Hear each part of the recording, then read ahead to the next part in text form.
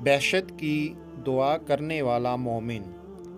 کہتے ہیں کہ ایک مومن مسجد میں بیٹھا ہوا دعا کر رہا تھا کہ خداوندہ، ان تمام مومنین کو جو یہاں موجود ہے معاف کر دے اور انہیں بہشت میں جگہ عنایت فرما۔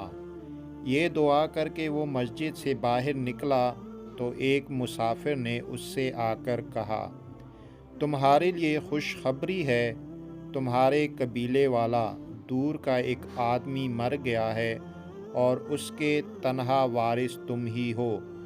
یہ لو، اشرفیوں کا یہ تیلہ بطور میراث تمہارے لیے ہے۔ اتنا بہت سا مال لے کر وہ دوبارہ مسجد میں آیا اور لوگوں سے کہنے لگا کہ سب کے سب بیٹھ جائیں۔ پھر اس نے اشرفیوں کا وہ تیلہ لوگوں کے سامنے کھول دیا اور یہ اعلان کیا، جس کے اوپر کوئی بھی قرض ہو یا کوئی پریشانی ہو وہ مومن آئے اور اس میں سے لے جائے۔ یہاں تک کہ اس نے ساری رقم بانٹ دی۔ یہ دیکھ کر اس کے ایک ساتھی نے کہا، اے مرد مومن، تم نے یہ کیا کیا؟ تم نے اپنے لیے تو کچھ بھی نہیں رکھا۔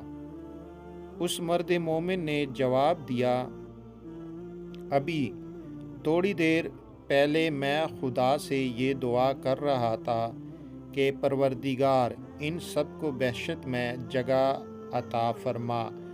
جب میں نے بہشت میں ان کے لیے ہمیشہ باقی رہنے والی نعمتوں کی خواہش کی ہے تو بھلا پھر میں انہیں دنیا کی فنا ہو جانے والی چیز سے کیسے محروم رکھ سکتا ہوں؟